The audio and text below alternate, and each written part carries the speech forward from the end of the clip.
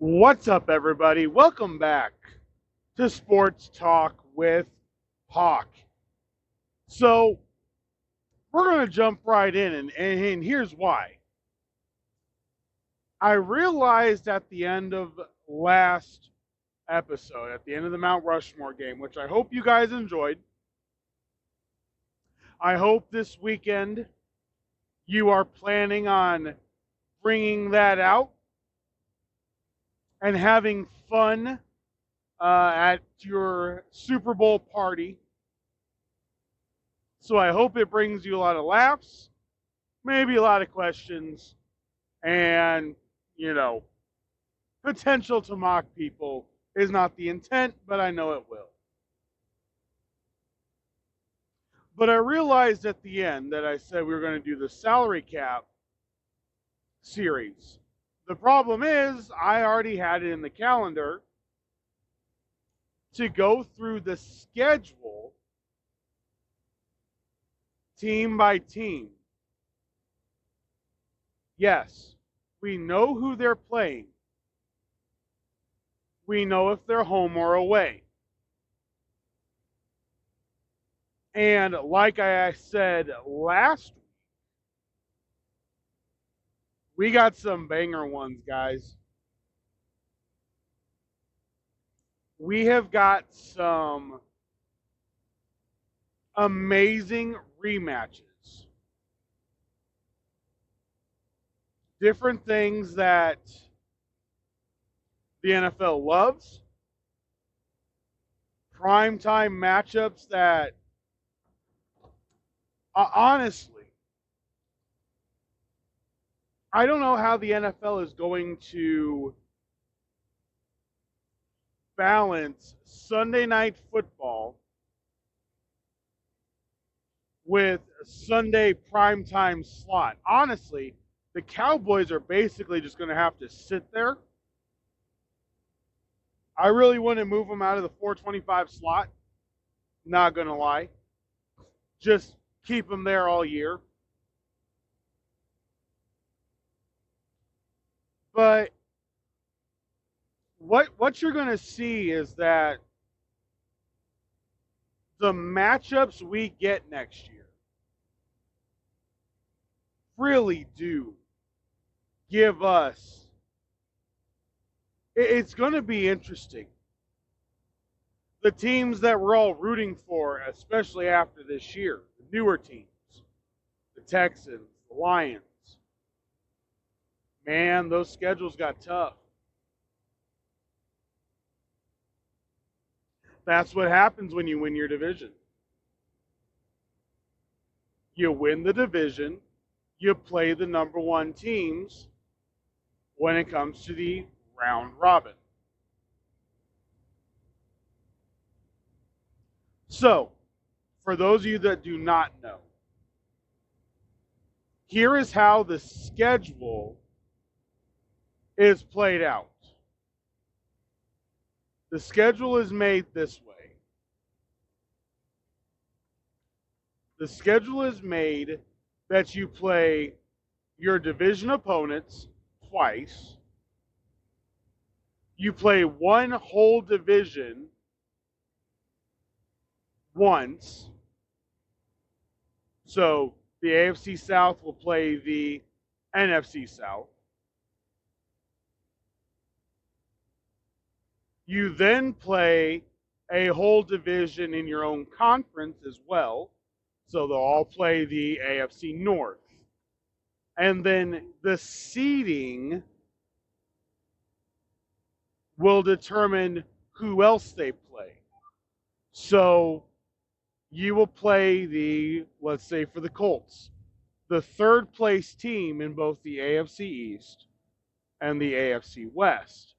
Now, moving to a 17-game schedule, they now rotate as well one conference from, or one division from the other conference as well. So now you'll play the third place team of the NFC East.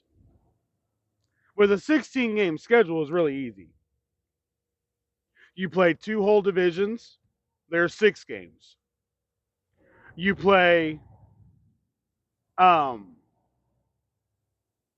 your own division games. You play two complete divisions. There's 8 games. You play your own division. There's 6 games. So there's 14. And then you play the 2 other divisions in your own conference, whichever team lined up with you at the standings at the end of the year. That was easy. It's still that way, but now you're adding an extra conference that's on rotation from the opposite conference. So from the AFC to the NFC, or the NFC to the AFC. The schedulers did a great job. And we're going to go down the list. We're going to do, I'm going to split this up. It's probably going to be 4 because I want to do some other sports news during these and not just have it be this. But this is going to be the main body of the podcast. And then we're going to have some other news and other topics as well. So today, we are going to handle both of the East, the AFC East and the NFC East. And we're going to go down, we're going to tell you the opponents, home and away, and we're going to have some fun. All right? So, let's open it up. Division winners, the Buffalo Bills. Record last year, 11-6.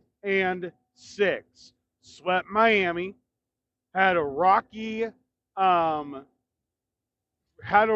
mid-year. Very rocky. They were out of the playoffs. It kind of looked a little bit bleak. But boy, did they turn it around. Went on a massive run. Beat Pittsburgh at home in the playoffs. Lost to Kansas City due to Sean McDermott not understanding how to play defense again. And now they've got another year where they really have control. And here is why. Their home opponents, the obvious, the 3 in your division, the Miami Dolphins, New England Patriots, and New York Jets. Then the conference that they play from the NFC, they play the entire NFC West. So they are at home against the Arizona Cardinals and the San Francisco 49ers.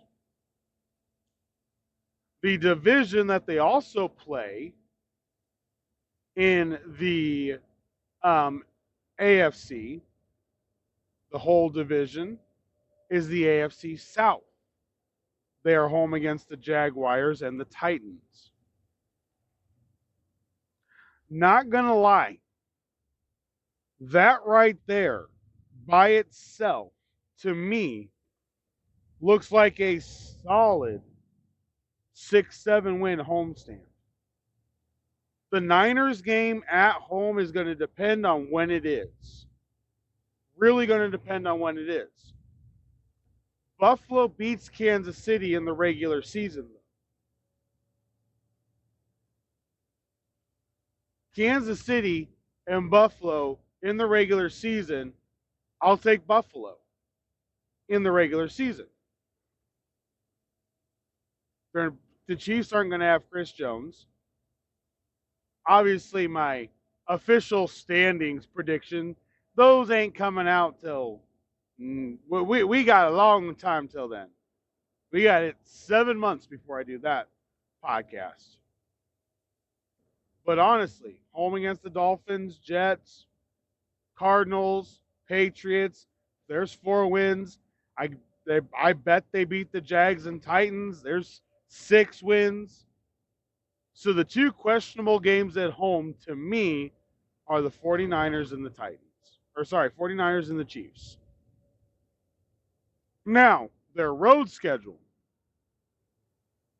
Same thing. You got the 3. The Dolphins, the Patriots, the Jets. All on the road. Now, the AFC South on the road is at the Texans. Interesting matchup. And then at the Indianapolis Colts, they're going to smash us. But nonetheless. Then they have the NFC West finishing out that division at Los Angeles Rams and at Seattle Seahawks. So the Bills play the Chiefs, the 49ers, and the Rams. Then get this. They play the Ravens, because in the AFC, the Ravens were a number one seed. And remember, you play each, you have two divisions. You play the same seed as where you ended in your division. They were first. Ravens are first. Boom. Now, their extra game, get this.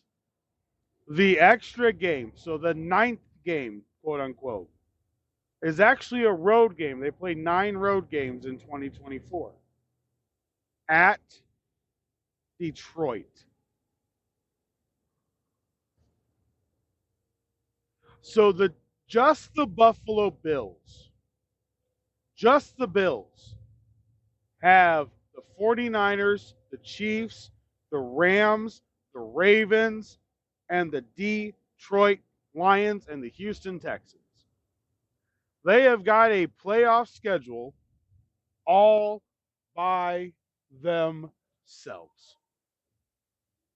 And the NFL is going to have plenty of options with Bills Mafia Monday night, Sunday night, Thursday night, Saturday. Honestly, I would put this team 1,000% on Thanksgiving. I would put the Buffalo Bills on Thanksgiving. They never fail. They never fail to impress. Bills Mafia on Thursday Night Football. Kind of want that to be the Thanksgiving game to be here in Indianapolis. I think that would be absolutely awesome. Just saying. All right. So just to recap. Home, Dolphins, Patriots, Jets, Cardinals, Jaguars, Niners, Titans, and Chiefs. The home opponents in 2024 for the Bills. The road opponents, Dolphins, Patriots, Jets, Texans, and Colts, Rams, Seahawks, Ravens, and Lions. Honestly, gut feeling, probably looking at another 11-6 season. Not gonna lie. It's what it looks like at first glance. All right, the Miami Dolphins. Their home schedule, the 3 division teams, the Bills, the Patriots, the Jets. They get the Cardinals at home, the Jaguars at home, the 49ers at home, the Titans at home, and the Raiders at home from the AFC West. Pretty favorable home setup. Honestly, they only have 2 losses to me there outside of maybe Jacksonville. Jacksonville is one of those teams where I'm not sure what's going to happen. When we get to the AFC South, you'll kind of know why. Their schedule lines up pretty nice for them. Not going to lie. It kind of lines up pretty nice for them. But we'll get to them when we get to the AFC South. But looking at it, you could see them beating every team except the Bills and the Niners. So once again, a 6-2 record at home. Now on the road, Bills, Patriots, Jets. At Houston as well. At the Colts as well. At the Rams and at the Seahawks as well. At the Browns and at the Packers. Now, I know there's some of you going, it's not as bad as the Bills. Really?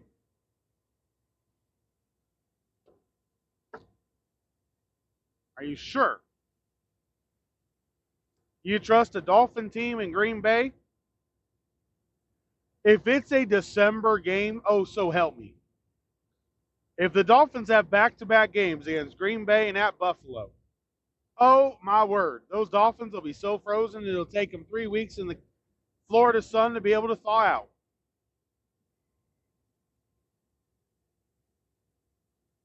Honestly, that's where I see a lot of losses.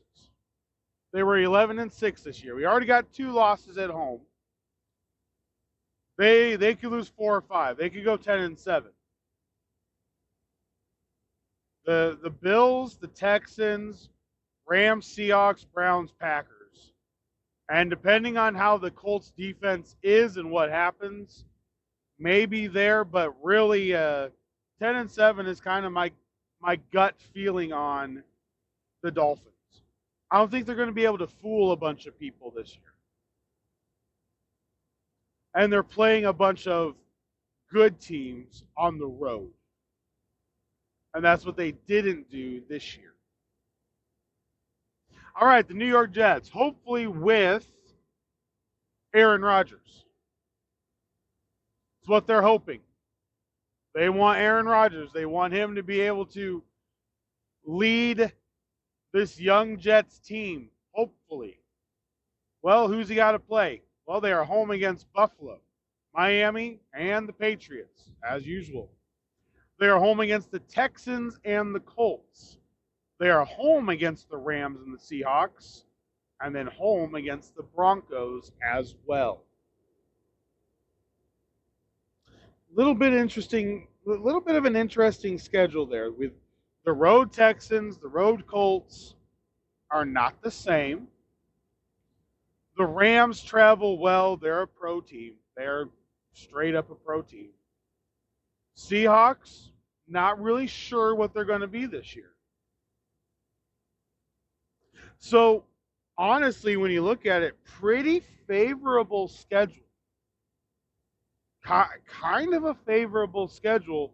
If you have Aaron Rodgers as your quarterback, you should win at least 4 of those. You should win at least 4 of those. So let's just say, for hypothetical sake, they're 4-4. Now on the road, Buffalo, Miami, New England, at Arizona, at Jacksonville, at the 49ers, at the Titans. Now here's the 2 final games. At the Steelers and at the Vikings. Now, as of right now, we don't know who the Vikings quarterback is going to be. We don't know what Pittsburgh is going to do necessarily. I will tell you this, I trust Arthur Smith to have a better game plan than Matt Canada ever did in Pittsburgh. So for me, it looks like, honestly, a really, really hard road schedule. I see them maybe winning 4. Maybe. Maybe. More like seeing winning 3. Even with Aaron Rodgers, I don't trust this team.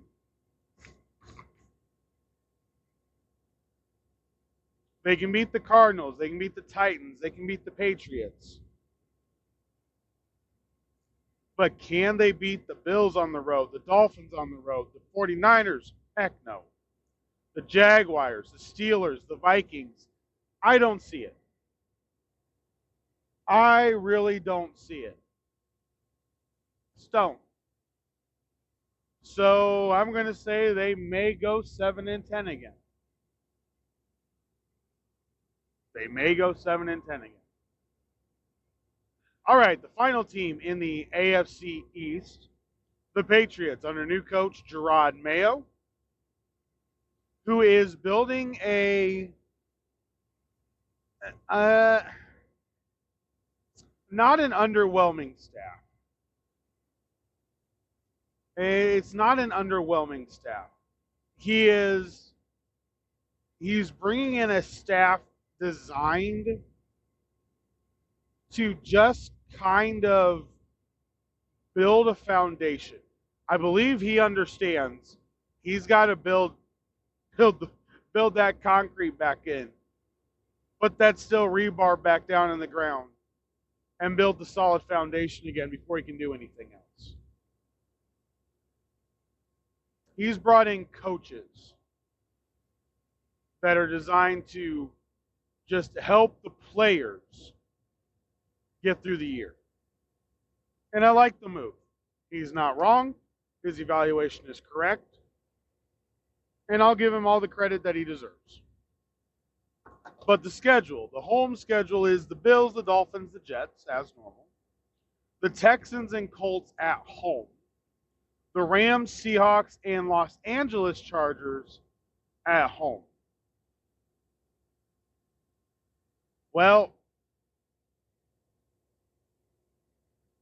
I don't know.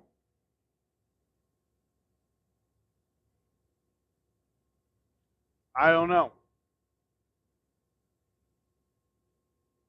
I think they've got enough dignity to be able to win against the Jets at home.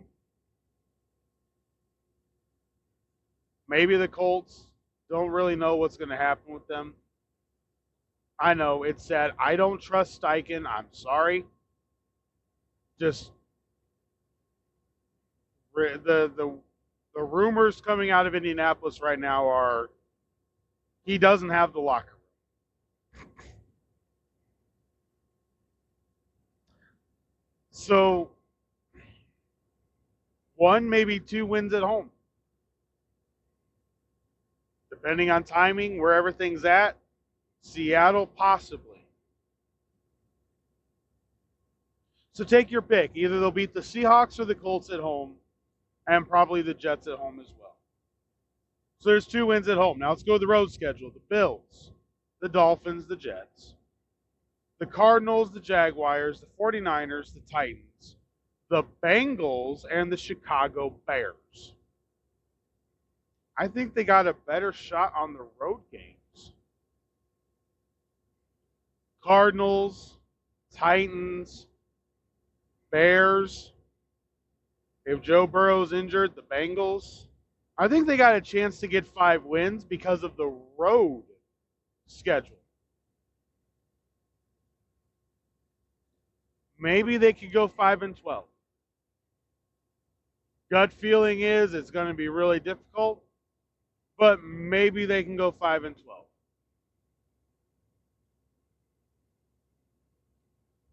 So there's the New England Patriots.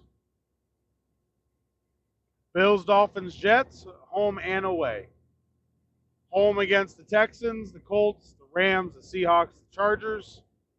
On the road against the Cardinals, the Jaguars, the 49ers, the Titans, the Bengals, and the Bears. So there is the AFC East schedule. Now, NFC East schedule. Start with the top dog. 12-5, Dallas Cowboys. All right. The home schedule this year in 2024 for the Cowboys. The Giants, the Eagles, the Commanders. Normal. Listen to this, though. The Baltimore Ravens, the Cincinnati Bengals. One of their divisions this year is the AFC North. The New Orleans Saints, the Tampa Bay Buccaneers, Detroit Lions, and Houston Texans. The battle for Texas takes place this year in Dallas. That's your home. Giants, Eagles, Commanders, Ravens, Bengals, Saints, Buccaneers, Lions, rematch of that horrendous call game, and then the Texans. Now their road games: Giants, Eagles, Commanders, Atlanta Falcons, new coach Raheem Morris.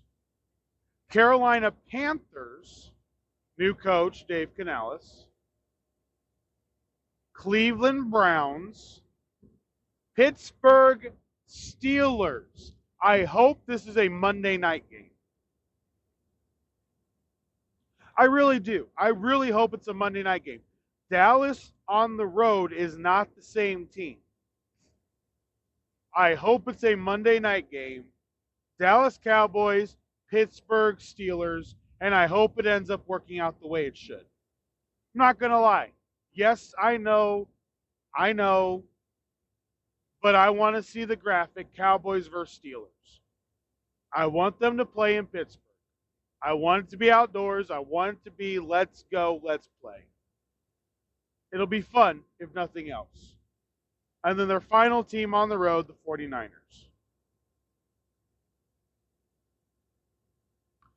The Ravens, the Lions, and the Texans at home. Those games are huge. Obviously, their divisional game against Philly is going to be big by itself. If Joe Burrow is healthy, the game against the Bengals is going to be rather large as well. Their road schedule is pretty easy. Not going to lie, I would take them in the majority of their road games outside of, honestly, the 49ers, potentially the Eagles, and the Browns. It's going to be a coin toss, honestly. I do respect Kevin Stefanski that much.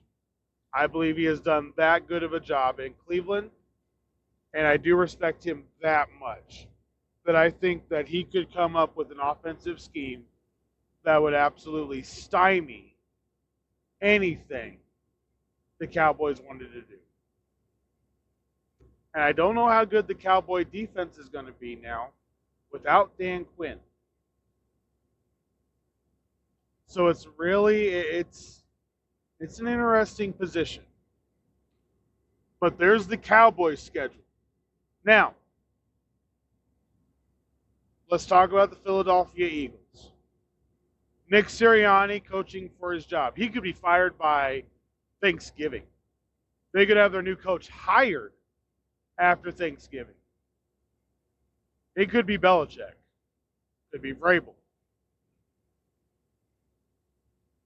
Sirianni has a very short leash. If this team doesn't win and win quickly, they're in trouble. Their home teams they are home against: Cowboys, Giants, Commanders, as usual. The Falcons and the Panthers at home. The Browns at home. The Steelers at home. The Packers at home. And the Jaguars at home. Not going to lie, it's a really good home schedule. It's a very good home schedule for them. The question is it going to be worth it? The Commanders under Dan Quinn, they're going to have a rookie quarterback. We know this. That team isn't bad. They're going to start trying to win. The Giants, honestly, I feel bad for Brian Daboll. I really hope that he can get out of there. They strapped him with the stupid Daniel Jones contract. It's not his fault that he can't get a quarterback because, guess what? You were stupid and signed a quarterback that barely deserves $5 million a year to be a backup. Like, it's just everything with New York, I can't put on him. The Barkley injuries, honestly, I wouldn't re-sign him for a big amount. I'm re-signing Barkley maybe $10 million a year, but it is absolutely caveated with the injury clauses. If you're not there, I'm not paying you. You have got to do your job to stay healthy.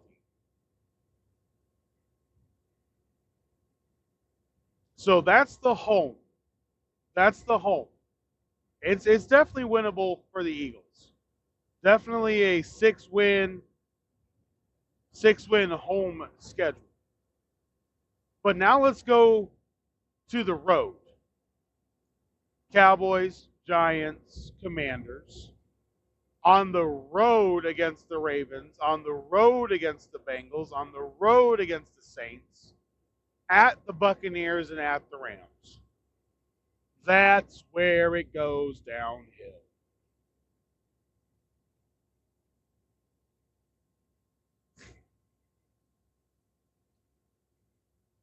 Listen, I believe in Dan Quinn.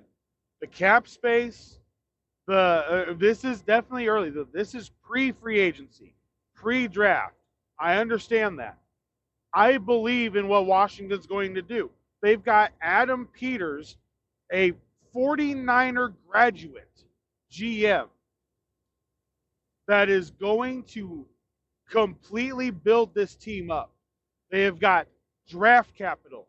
They have got salary cap space. They've got a fresh start. They've got Cliff Kingsbury as their coach now, as their offensive coordinator now, which no matter whether they take Caleb Williams, if they can, Jaden Daniels, if they can, or Michael Penix, they drop down. Like, there's options here. The only one I don't think fits with Kingsbury now is really Drake May. May is more set up to be a pocket passer that can run. He's more of a Dante Culpepper, Ben Roethlisberger type. He can run, but he's going to be a pocket guy first. So that's who I don't think that it's going to be nearly as bad. But watch out for Washington. Philadelphia can go 8-9 and miss the playoffs. They could only win 2 or 3, maybe 2 or 3 road games. They don't have a bunch of cap space. Kellen Moore, the offensive coordinator, I don't blame it. I'm not going to blame it on him. I don't know what it's going to look like.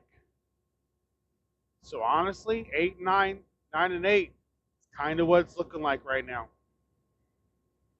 Maybe it's going to be good enough for the playoffs. Maybe not. It wasn't for the Seahawks.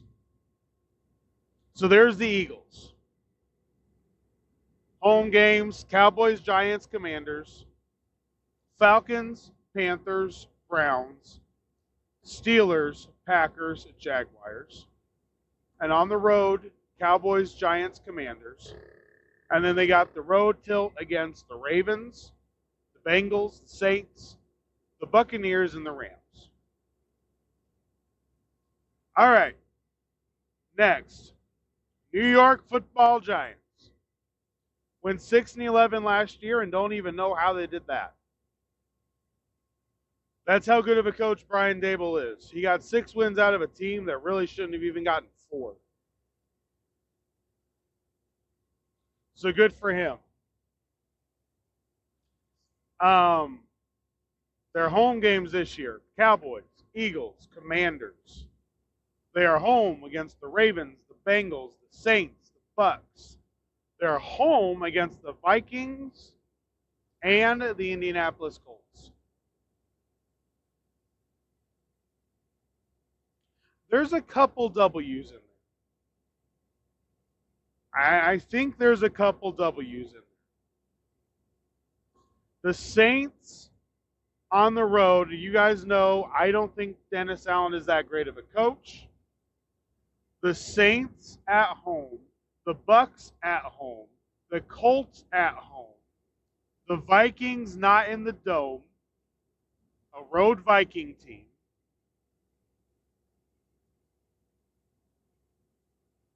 I think there's potentially 3 wins. Potentially 3 wins sitting in the homestands. potentially 3. Now on the road, they go Cowboys, Eagles, Commanders. On the road against the Falcons, the Panthers, the Browns, the Steelers, and the Seahawks. Honestly, if I'm the Giants, I may be really trying to get first-round picks next year. I may just be tanking for Shedeur Sanders.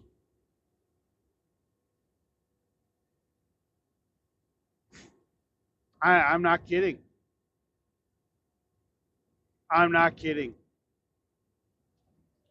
If you can get a first-round pick from a team like the Raiders or the Seahawks and get a future first, I think it'd be huge. I really think it would be huge. This may be the year where you really you look at it and you know Daniel Jones is not the long-term answer. But you're going to be paying him anyway. You can't cut him until next year. You just can't. You can't cut him until next year. So if you're not sold on a quarterback after the top 3 this year, then just wait. Trade out. Get capital. Get next year first-round picks. You trade back to, let's say, the 12th spot or 13th spot with the Raiders, okay? They may give you, or you can get next year's first-round pick and their 13th pick. And then when 13th pick rolls around, you can trade that to any team that's down in the 20s that wants to jump up because they're in the 20s, but they're, a team that definitely needs help. And you go, I want next year's first-round pick. Let them keep the one later that round. I want next year's first and this year's second or third. Get 3 first-round picks in 2025. It's going to be a lot of Ohio State guys, I'll tell you that. We'll see what happens with Kyle McCord. We'll see what happens with Shedeur Sanders. But I believe those 2 will be the top 2 quarterbacks for next year's draft at this point. I don't like Dylan Gabriel as an NFL quarterback. I really don't. I just don't see him. I don't. I just don't see him working. So I don't know what the Giants are going to do. If you get to Thanksgiving, if you get to a couple weeks before Thanksgiving, and it's not looking good, I'm going trading. I'm going draft capital. I'm cutting Daniel Jones in the offseason. I'm going for the first pick in the draft. I'm getting my new quarterback in 2025.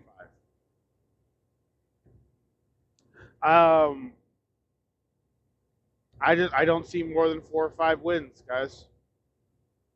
It's unfortunate. Dable, I know, is a good coach. He's strapped with a horrendous quarterback, and he doesn't have the ability. Right now, there just isn't the ability for him to make up everything like there was for Pierce in Las Vegas. He doesn't have Devontae Adams. He doesn't have Max Crosby. He doesn't have Josh Jacobs. He doesn't have all that talent there to be able to kind of help bring up the locker room and keep everything up. It's just not there. It just can't happen. So at first glance, honestly, guys, it's going to be 5-12. 5-12, maybe 4-13, which I don't like, but that's kind of what we're looking at. All right, the last team in the NFC, the Washington Commanders. I can't wait for what they end up doing, moving, the name change, everything else. I can't wait for it. I'm excited about it. I can't wait for it. I'm ready for the rebrand to do some, to actually have a real team name again. Washington Commanders sucks. It's stupid. How it came about was stupid. Hate it. Needs to change. All right, the Commanders, the home team, are the teams they are home against. Cowboys, Giants, Eagles, as usual. They're home against the Falcons, the Panthers, the Browns, the Steelers, the Bears, and the Titans. Ha ha ha! Listen, the Giants game, I think they win at home. They'll beat the Bears at home. I don't like Matt Eberflus. The offensive coordinator is good. I'm not sure what they're doing yet, but for now, I don't believe in the Bears at all. The Titans, you guys know I do not like the Brian Callahan pickup. He's going to call plays himself. He wasn't that great in Cincinnati. I don't know why they signed him outside of the fact that I know he's an unassuming guy that's not going to demand a bunch of stuff, but this looks a lot like just give us a break for a second from the intensity of Mike Vrabel. That's all it looks like. That's all it looks like. They just wanted to be able to breathe. And then they'll start trying to win again next year. Panthers, sorry, yeah, you guys are going to suck again. You don't have a bunch of wiggle room. And you don't have a bunch of draft capital. You got a lot of dead cap that's there. It's a bad situation. So if they beat the Giants, I think they could beat the Eagles at home. Depending on how the Eagles are playing. Think they could beat the Falcons at home potentially. It's going to be a young team again. Probably be a really good game. They can probably beat the Falcons at home. That's going to be a coin flip. Panthers at home. Browns probably not ready to beat that defense yet. Steelers, it's still Mike Tomlin, probably not ready for that yet. The Bears and Titans, though, I think they beat them. So I think they could be above 500 at home. I think they could get 5 wins at home. Minimum 4. You can coin flip me on the Atlanta Falcons game. You could coin flip me on the Atlanta Falcons game. But I think it's going to be 4 or 5. We'll go with 4. And then the road teams. At Cowboys, Giants, and Eagles. At the Ravens, at the Bengals. At the Saints, at the Buccaneers, and at the Arizona Cardinals. Yes, I am selling the Arizona Cardinals way short. You are correct. I love the Arizona Cardinals. Absolutely love them. I'll go on my Cardinals rant here in a second. Let's close this out first. So to recap, for the Commanders, home against the Cowboys, Giants, Eagles, Falcons, Panthers, Browns, Steelers, Bears, and Titans. And on the road against the Cowboys, Giants, Eagles, Ravens, Bengals, Saints, Buccaneers, and the Cardinals. So there you go, guys. The East, AFC and NFC East opponents and where they're going to be playing in 2024. Got some big-time matchups. Some prime-time games that are definitely going to be there. Just in these two divisions. Just in these two divisions. I love it. All right. So I do have a rant. Yeah, I know. Some of you are going to end the podcast now because I'm going on a rant. Fair enough. Fair enough. But I want to talk about the Arizona Cardinals. I want to walk you through a scenario. I love the Cardinals. I always have loved the Cardinals. I remember watching the game where Nate Poole crushed the hearts of every Minnesota Viking fan and player with that catch in the back of the end zone that was ruled a push out. Okay? I've always liked the Cardinals. I remember when Emmitt Smith was on the Cardinals. I remember when Edgerrin James was on the Cardinals. Kurt Warner, Carson Palmer, one of my all-time favorite receivers, one of the best professionals in the game, Larry Fitzgerald. I never understood anybody who said he wasn't one of the best receivers to ever play the game. He was just in Arizona. He got the money he could. He played hard for the team that drafted him. He didn't make a big stink or a big fuss about anything. So I've always liked the Cardinals. The way that the Cardinals offseason is currently set up, I'm still sitting in this boat wondering why. Why Jonathan Gannon still has the head coaching job. You've got all these third-round picks. You've got 2 first-round picks. I'm going to play a scenario out for you which could or could not come to fruition. The Chicago Bears don't trade Justin Fields. They decide, ride or die, coach quarterback combo, Eberflus Fields. So they're going to draft Marvin Harrison Jr. Marvin Harrison Jr. is 10,000% worthy of the number 1 pick in the NFL draft. He is that receiver you need.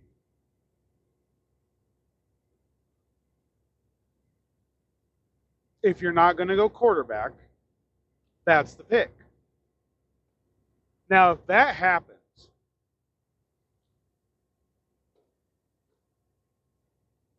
you're Arizona sitting at pick number 4. You don't need a quarterback. You've got Kyler Murray. Now, I do believe you need to draft one of these young quarterbacks, probably in the 3rd or 4th round, that can play the offense that Murray plays. I will say that. I will say that. Guy like Sam Hartman, Spencer Rattler, I will say that. They really do need to get a backup for Murray that can play, or sign one to be able to play the offense he plays. That is absolutely true. Absolutely true. Now, you're sitting at 4th in the NFL draft. Your player, Marvin Harrison, is gone. You have a choice. You could draft and really, really hurt and break the heart of Jim Harbaugh. You could draft Brock Bowers at number 4. You definitely could. I don't think a lot of people would hate it. I think people would question it, but I don't think anybody would hate it. Then you absolutely could figure out who you would need on the offensive line. You could go left tackle.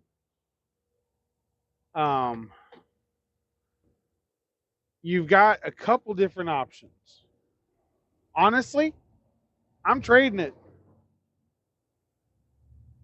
I'm trading it. Fourth round pick. I am 1,000% trading. Or fourth pick in the NFL draft. We're trading it. And we are trading it to get a haul of picks. An absolute haul of picks. Because you don't need a bunch of people from the first round. Your team needs to be filled in. So go get somebody. You can get a player and a pick for that number 4 pick. You can change a position with that number 4 pick. That's what you can do. You really can. You can change your position with that number 4 pick. 1,000%. Do it. Change the position. Don't change you don't have to change everything about your team, which is what's great. But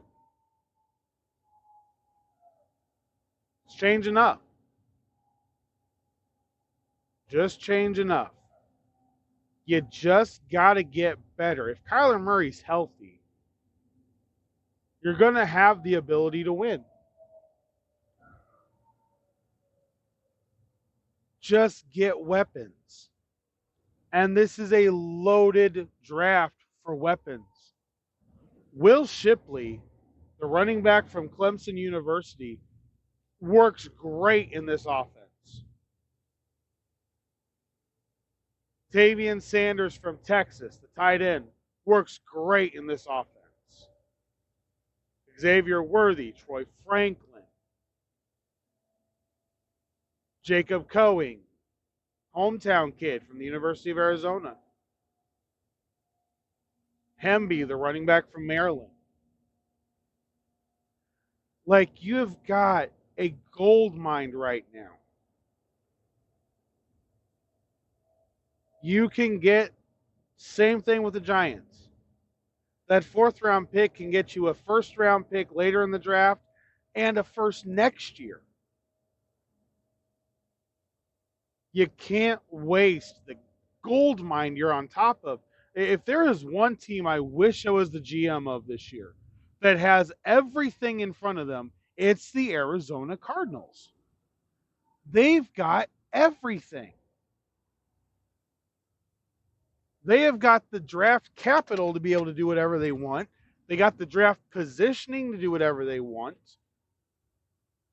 This is a huge, huge year for the Cardinals. The Seahawks have a new coach. The 49ers and the Rams ain't going anywhere. You have got to get to the point of being the 49ers and being the Rams. You got to hit on these draft picks. And then you've got to keep yourself in control of the capital ahead. They're making 5th round picks work. Listen, you got to be honest. You're probably not going to do the same thing. So get more 1st round picks. Get more 3rd round picks.